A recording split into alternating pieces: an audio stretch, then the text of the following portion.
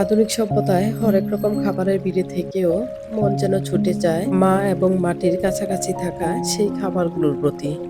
আসসালামু আলাইকুম everyone, welcome করছি নতুন একটি রেসিপি দেখার জন্য। আজকে আমি তৈরি করব লাউ পাতা দিয়ে ভীষণ মজার একটি পাতুরি।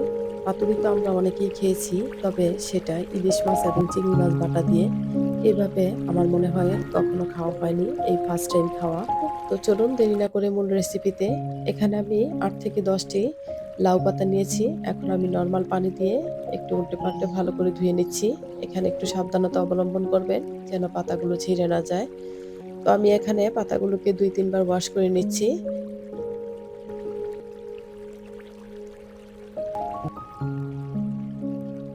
এতক্ষণে বুঝতে পেরেছেন এই পাতুরিটা কি দিয়ে হতে চলেছে। তো চুলায় একটা প্যানের মধ্যে আমি সামান্য একটু লবণ দিয়ে তারপর ঢাকনা দিয়ে ঢেকে দিচ্ছি। বলক চলে এসেছে। এখন আমি ধুয়ে রাখা পাতাগুলো দিয়ে দিচ্ছি। জাস্ট ৩০ সেকেন্ডের মতো ভাপিয়ে নেব। এর বেশি দরকার হবে না।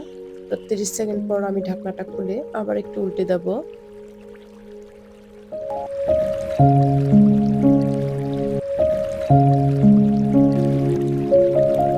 ছাঁকনির মধ্যে পাতাগুলো তুলে পানি ঝরিয়ে নিচ্ছি। আর একটা প্লেটের মধ্যে এখন নিয়ে পাতাগুলো আলতো হাতে ছড়িয়ে দেব যেন পাতাগুলো না ছিঁড়ে।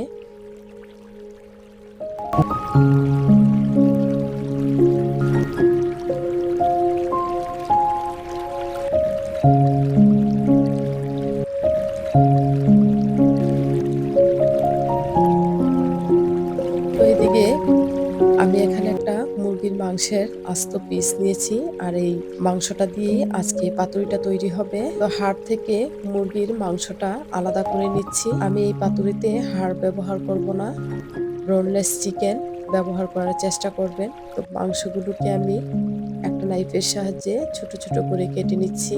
ভিডিওটা খুব বেশি বড় হয়ে যাবে, সেই জন্য একটু ফাস্ট করে দেখানোর চেষ্টা করছি।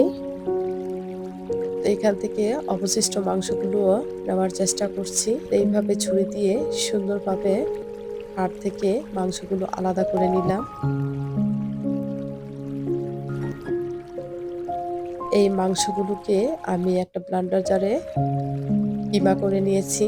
এটা চাইলে আপনারা শিলপাটায় বেটেও নিতে পারেন। তো এখানে আমি ১.৫ টেবিল চামচ আদা ও রসুনের বাটা, তারপর ১/২ চা চামচ হলুদ গুঁড়ো, ১/২ চা চামচ মরিচ গুঁড়ো, ১/২ চা চামচেরও কম করে জিরা গুঁড়ো ও সামান্য গরম মসলা গুঁড়ো দিয়ে দিচ্ছি। আর স্বাদ মতো লবণ, তারপর পেঁয়াজ কুচি, কাঁচামরিচ কুচি, ধনিয়া পাতা কুচি দিয়ে আমি এখানে সরিষার তেল ব্যবহার করছি। অবশ্যই আপনারা চেষ্টা করবেন সরিষার তেলটা ব্যবহার করার জন্য। সরিষার তেল দিলে এটা খুব টেস্ট হয়। তো এই তো এখন সবকিছু ভালো করে মেখে নিলাম। এখন আমি আগে থেকে ভাপানো সেই লাউ পাতাগুলো নিয়ে নিচ্ছি।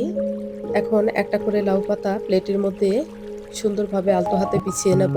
আর যেই মেখে রাখা মাংসের কিমাটা তৈরি করেছিলাম মসলা দিয়ে, সেখান থেকে পরিমাণ মতো নিয়ে তারপর এভাবে পাতার উপর বিছিয়ে দিচ্ছি।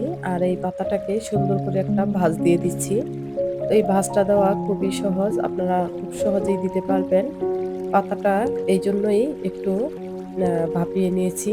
আর এই ভাপিয়ে নিলে পাতাটা যেইভাবেই ভাঁজ দেওয়া হয় না কেন সেভাবেই থাকে, সেট হয়ে যায়, কোনো সমস্যা হয় না। তো এই তো আমি এখন আরেকটি করে দেখাচ্ছি। এভাবে ভাঁজ দিয়ে আমি সবগুলো পাতুরি তৈরি করে নেব।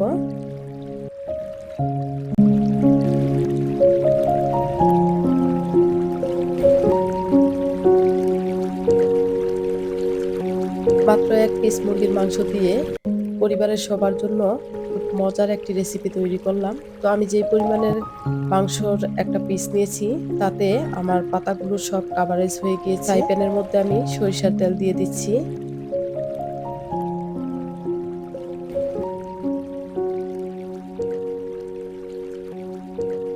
তো এই তো সরিষার তেলের মধ্যে পাতুরিগুলো দিয়ে দিচ্ছি আর মিডিয়াম লো আঁচে ভেজে নেব।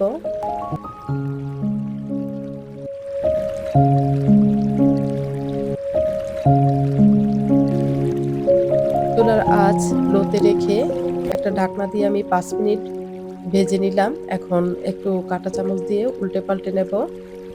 অপর পিঠটা যেন ভাজা হয় সেই জন্য।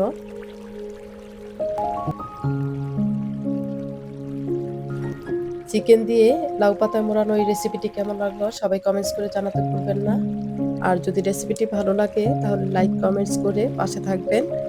আর চ্যানেলটাকে তো সাবস্ক্রাইব অবশ্যই করবেন।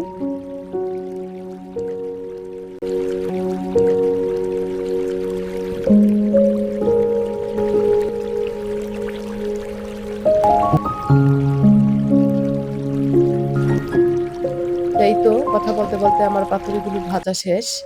এখন আমি একটা প্লেটের মধ্যে তুলে নিচ্ছি।